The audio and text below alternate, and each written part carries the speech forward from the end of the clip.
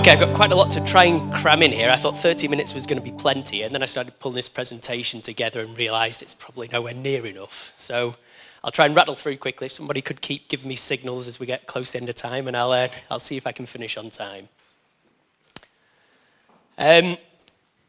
So this is the basic structure of the talk. We can probably skip through the running fish very quickly and move straight on to the first question. So why do we worry about salmon and sea trout?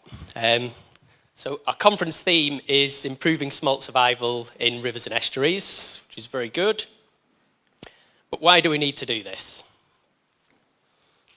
Not just so that I can go and catch some of them, of course. I'm afraid I don't have a picture of a salmon. I've only got a sea trout because I've not been fortunate enough to catch a salmon on rod and line yet. If anyone wants to volunteer to take me so I can rectify that, that'd be good. Without good smolt survival, then an escapement from rivers, then obviously the adult runs will be poorer. Less fish in our rivers means that we can catch less, but are there other reasons why that's important? Well, I just thought I'd put this slide up first. It's not because they're in, if we look at salmon in particular, it's not because they're an endangered species, at least not globally. I think this is actually the only graph I've got in my presentation. I do have lots of pretty pictures though. But this is some data from Scotland which shows that in Scottish waters, numbers have been declining. But that's not universal. This is slightly more recent data, I think. So in some areas, they actually seem to be improving, at least in recent years. What is interesting is that there's a difference between the east and west. And why is that? Who knows? There could be reasons. I'm not sure if that's my only controversial slide. There could be others yet. So the way I see it, we've got sort of three main reasons why we need to worry about sea trout and salmon. The first is a moral obligation. So okay, we're not looking to change the world, but this is a species that belongs in our rivers, it's evolved in our rivers, and if its numbers are declining because of things that we're doing, then some of us at least will feel an obligation to try and rectify that, to at least stop the declines and hopefully try and reverse them if we can.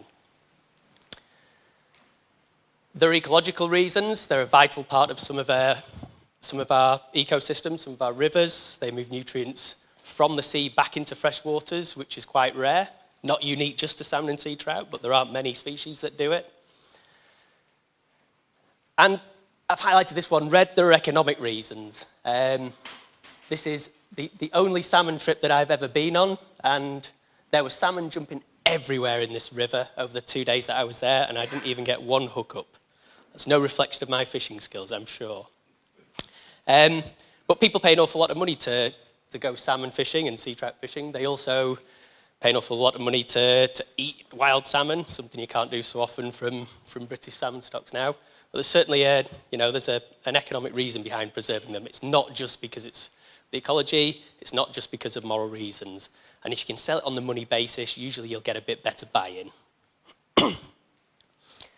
It's all about habitat. Those that have seen me talk about other species before, in particular eels, will know that I love to go on about habitat. And in many ways, I am convinced that it is. Maybe it's not all about habitat, but it's predominantly about habitat. So we know that the different life stages of most species, but in particular salmon and sea trout, they have different habitat requirements. Some people have already touched on that today.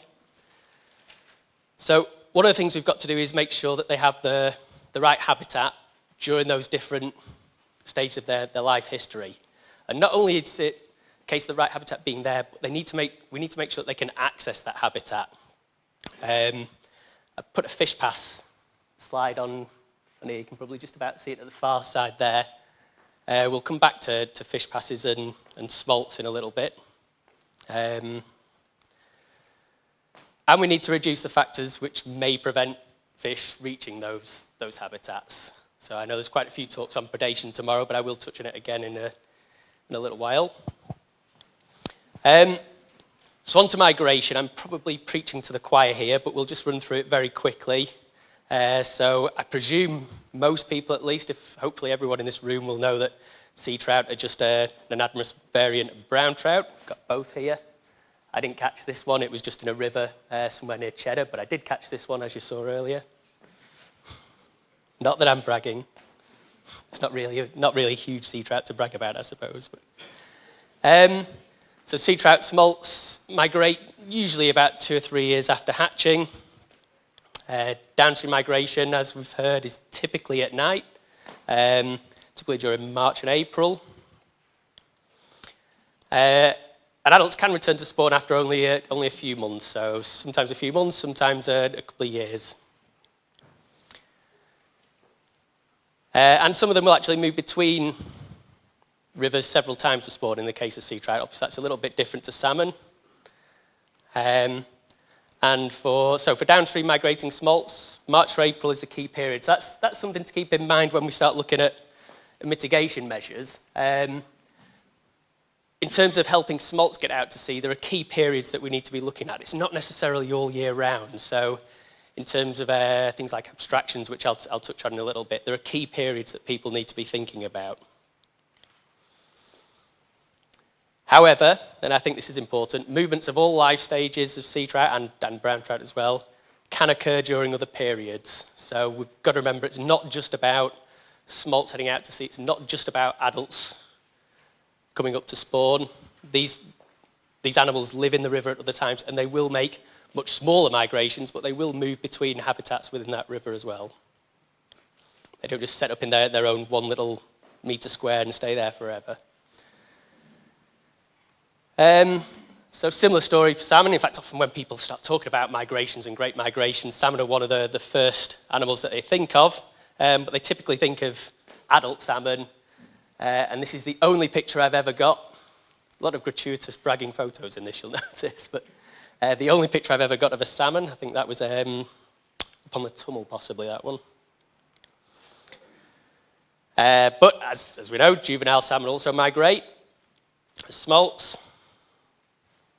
It is working. Juvenile salmon become smolts about 2 to 4 years old, so not too dissimilar to sea trout.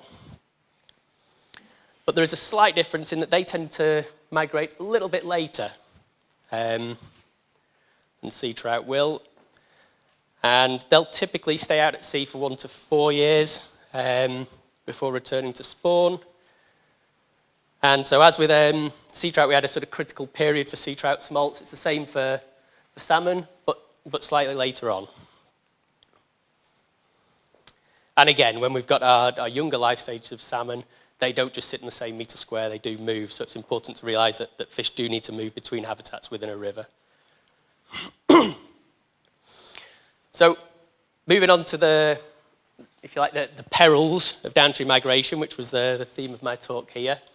There are lots that they face, and again, other people are going to go into more detail about some of these, so I just want to try and give a broad overview with the aim to show that, there's quite a lot of issues that are facing our poor smolts as they try to get downstream. So I've got here a series of different man-made structures. These are all physical barriers. So we've got a spillway here. You can imagine if a smolt comes here, first of all, they're not going to like it as they approach because they don't like rapid accelerations in velocity. So they're probably going to hold up above this for quite a while before they decide to go over the edge. And they don't carry little rubber rings with them, so the journey down here is going to be a little bit uncomfortable. They're going to be bouncing down there, they're going to get bashed, there's lots of damage going on. So by the time they hit the bottom, they're probably not going to be in their best state. And as we've just heard, predators, in catfish in the case of France, like to sit at the bottom of these barriers where fish might congregate. We heard that from the approach of upstream migrating fish, but if the downstream ones are coming down battered and bruised and a little bit disorientated, then the areas at the bottom of these structures are also going to be a problem. One here, you've got a very shallow water depth going across this sharp crest there. So smolts are going to struggle with that. You've got an acceleration of flow, but they're probably not feeling it so much just upstream of that, but the shallow water depth is a bit of an issue. They've got to get over that very shallow edge. Great place for a predator such as a heron or something to sit on top of it as well and pick them off as they do go over. But again, if they do go over, they've got that drop, they're going to slap down on the water. It's a little bit turbulent at the bottom, lots of bubbles going on there. they're not going to be in prime, let's avoid predator mode. Pointing my laser at the screen here. Similar situation here. So, although they haven't got any sharp crest to go over, they're not going to hit the bottom with a slap. This is very turbulent water. So, are they going to be able to orientate themselves as soon as they get the bottom to make a quick escape? Probably a little bit better than after they've come down this. But it's not an ideal situation for them. And here we've got another one. So again, this one has very shallow water depth across the crest there. Something that they're going to struggle with as they approach. How do we get over when we've only got a couple of centimetres or so of water? And when they do go over, they've got this lovely concrete sill here where they're going to bounce all the way down and end up at the bottom quite heavily bruised and battered. It's not just weirs and dams and obvious things. There are other things in our rivers that are maybe a little bit less obvious. I've got 3 of those here. So culverts, salmonids in particular, they will go through dark places, and they seem to prefer to migrate at night. At least the smolts tend to go downstream at night. But they don't like sudden transitions between light and dark places. So if you've got a particularly long culvert and your smolts are slowly moving downstream and suddenly it becomes pitch black as they reach the entrance, it's not that they necessarily won't go through it, but they're not going to like it. So it might just cause them to hold up, and that's when you can start getting smolts congregating, bigger shoals. It's another ideal place for predators to come and start picking them off. We've got locks again.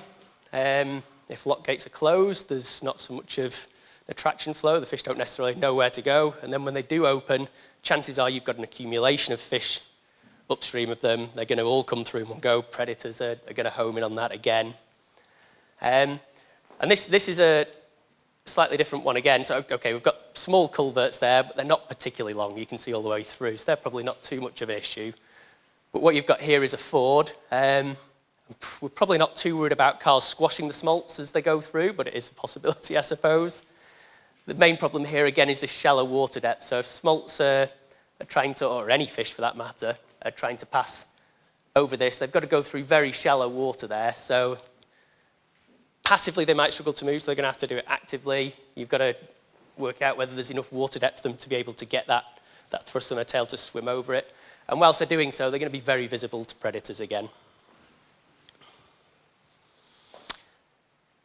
It's not just about physical barriers, things blocking the fish. Water abstractions are another big issue for them. As our smolts make their way downstream, if we're taking water out for various reasons, in this case for drinking water, our smolts can become entrained into these systems and don't meet a particularly happy end. Here we've got 2 different types of hydropower. Now, to be fair, the chances of salmon getting upstream past this to spawn are probably pretty remote, so it's probably not a fair photograph. But if there were any up there, as the water passes back down, the spillways obviously one issue we've just dealt with in a previous slide, but they could also go through the hydropower system itself, and probably won't meet with a particularly happy end. And here we've got an Archimedes screw. Probably not quite as bad as some hydropower installations out there, but there are plenty of studies out there that will show they're still not ideal when it comes to fish passage. They still do encounter problems.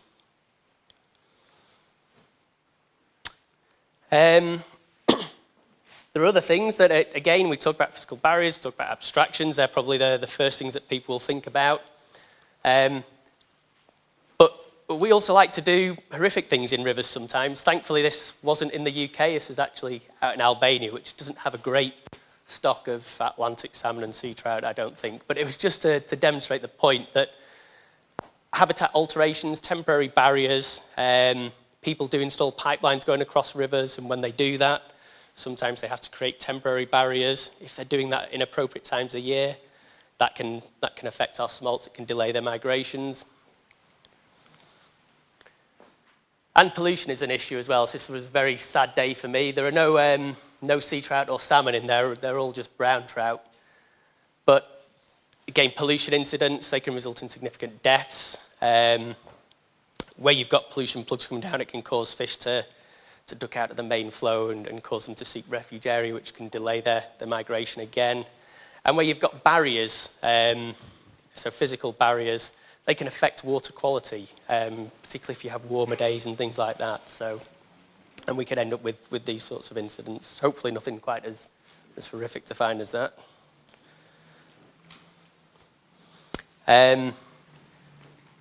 Apparently these can be a problem. We'll not dwell on that one too much because I think that's opening a can of worms. There are also natural barriers as well, so some more gratuitous photo shots here of mine.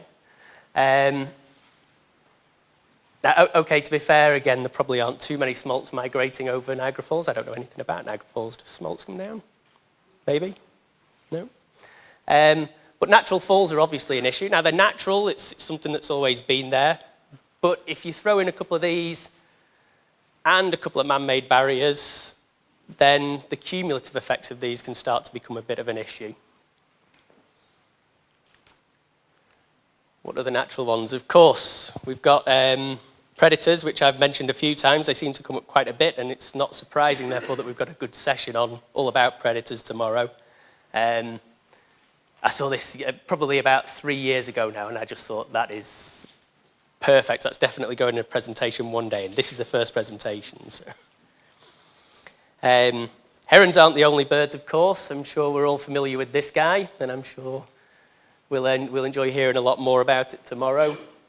We've got grebes, and I'm not sure whether these crows were actually taking fish or not, but we just heard about the seagulls taking advantage of a situation. You know, predators aren't daft and they are opportunistic. If an opportunity presents itself, then, you know, whether you're a cormorant or a grebe or potentially even a crow, if a smolt drifted past it and it could snap at it, why not?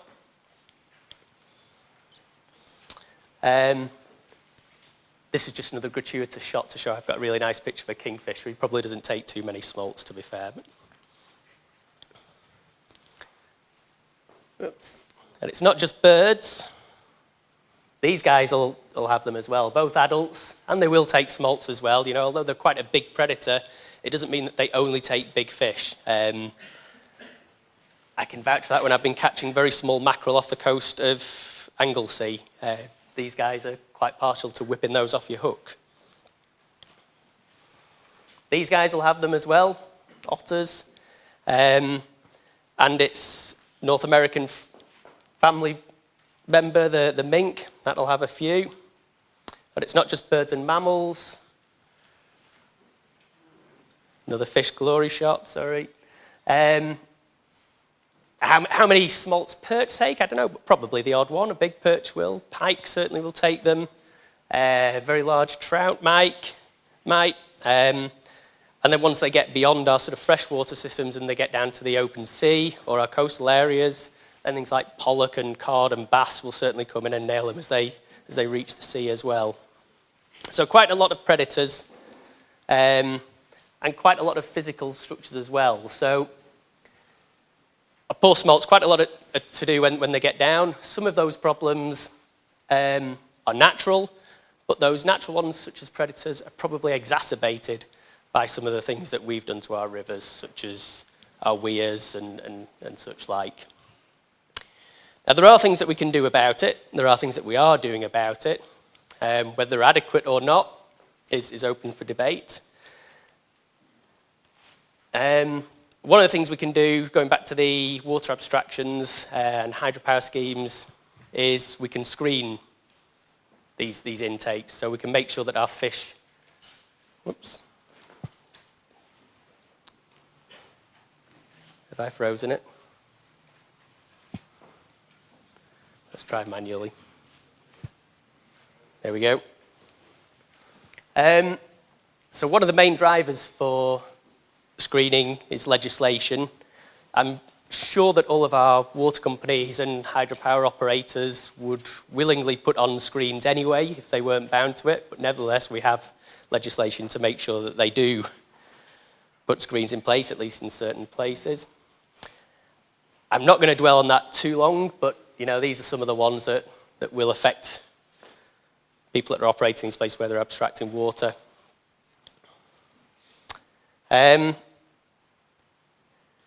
So we need screens to protect to prevent the entrainment of fish, including smolts. If they do end up going into these places, the end result usually isn't a happy one for them, as we can see from those poor guys. And as I said, this applies to a whole range of different things, so hydro schemes, drinking water abstractions, power stations, etc. Again, it's not just one or two issues that our poor smolts are facing. But the screens can cause problems if the wrong selections are made. So if you don't put your screen in the correct place, if your angle of your screen isn't correct, if the approach velocities in front of your screen is incorrect, then you could end up with additional problems. It's not just about putting something in the river to prevent the smolts going through into your abstraction points. It's about making sure that they can negotiate their way past it safely.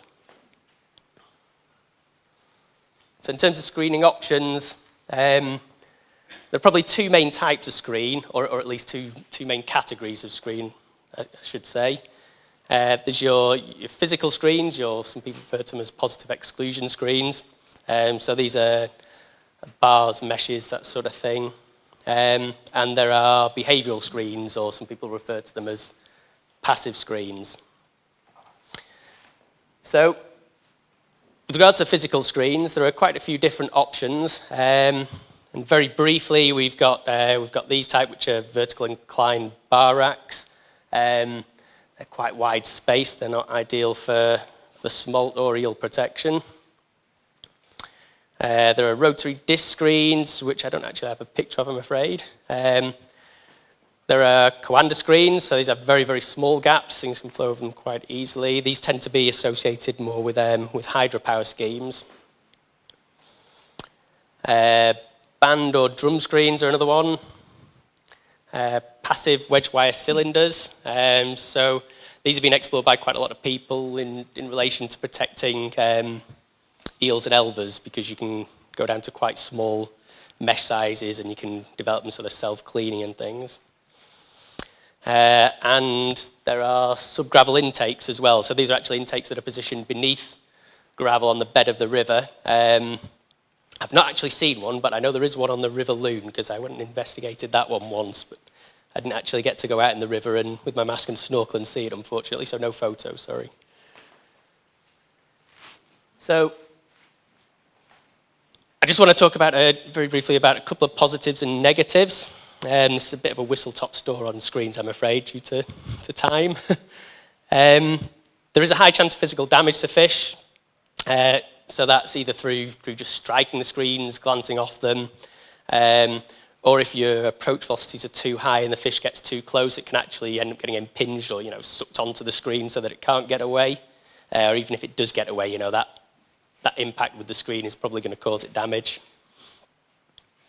They're often higher costs than behavioural screens, which I'll just touch on briefly in a minute. And retrofitting them can be very difficult in some cases. So you've got to often maintain quite high water velocities through these screens. And that often means that if you need the very small spacing, that you've got to have very big screens in order to achieve that. So behavioural screens, we've got several different types. You've got strobe lighting there. You could also have lights that will actually attract fish to fish passage systems, so they can actually work in your benefit, not just a deterrent. There are acoustic screens, bubble screens, electric screens. I thought there was a different point going up there. Oh, that's the one I was expecting, or combinations of the two. So this is on the River Froome down south. This is an acoustic bubble screen, which is actually used to guide smolts into an area where they're counting them. So very briefly then, some positives and negatives on these. So there's less chance of physical damage to fish with behavioural screens. In many cases, they're lower cost than physical screens, and retrofitting them can, at least in a lot of cases, be a lot easier. However, their efficiency is typically a lot lower than for physical screens, so you still tend to get much higher rates of entrainment than you would for physical screens. So in terms of passage options, so fish passage improvements historically have focused upon upstream migrants. I had a prop in my bag here. I was going to hold up the National Fish Pass Manual, which is the first place most of us go to when looking at fish passage options. But if you actually go through that manual and look for guidance and advice on downstream migration, there's not really an awful lot in it. So, and that's something that's, downstream migration has started to be investigated more recently. We've known about it, but we've always sort of assumed, well, they'll find their way over the weir somehow, I guess. So consequently, our knowledge of the requirements for downstream passage are less advanced. And not surprisingly, therefore, the technology that we've got, the facilities, are also less advanced. It's also often considered more difficult and complex to develop these facilities. So let's see if I can rattle through these before Ken kicks me off. So when we're considering passage options, this is the route that I think we should always follow in terms of considerations. So first of all, if you can get rid of it, bin it. Get your stick of dynamite out, get your bulldozer out, whatever you can, take it down. And if you can't do that, this is the next best thing. And this is true for smolts. They don't like rapid accelerations in flow. They don't like dark spaces, which you sometimes have in fish passes. They could get bashed about on baffles as they're drifting down passively.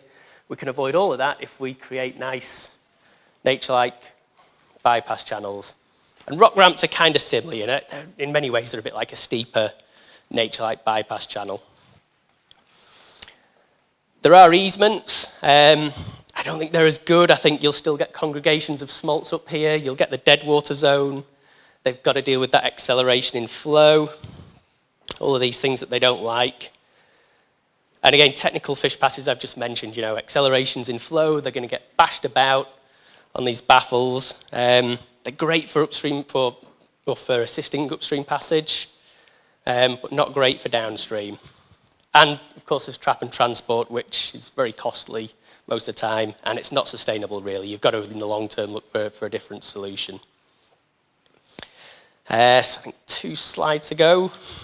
So not surprising, most of the decisions that we make are related to cost versus benefit. Given our poor understanding of downstream smolt passage requirements, are we really able to evaluate the benefits in terms of downstream smolt passage? But unfortunately, costs are often likely to be one of the main decision factors for many people. So in terms of ecological benefits, weir removal or naturalised bypass channels are probably the best answer, but unfortunately they're unlikely to be the cheapest, at least in the short term, although perhaps if you look at a whole lifetime for these sorts of facilities, it might be different. Okay, last slide. So just to sort of sum up then, obviously there's an urgent need to better understand smolt behaviour, and particularly behaviour at barriers. Especially with regards to factors which may affect the downstream passage. And then this information can subsequently be used to inform the design of smolt passage facilities to get them down there a little bit quicker so they're not hanging around above these places. We do need to consider the impacts of future water demands on river levels and passage. It is going to be an issue. We're not a shrinking race. We need to think about impacts of climate change as well. Are predators really a problem? Well, yes. I think there's plenty of people who'd shoot me if I said no, of course, they're not at all. But they're a problem most of the time because of situations that we've created. So if smolts were able to move down through their rivers freely, if they weren't getting held up at barriers, predators would probably be less of a problem. They wouldn't be able to home in on them quite as easily. And I just thought I'd throw another controversial one in there. What effects might beavers have? We don't know yet. And at 30 minutes and 6 seconds on the timer, then I'll finish up there. Thank you very much.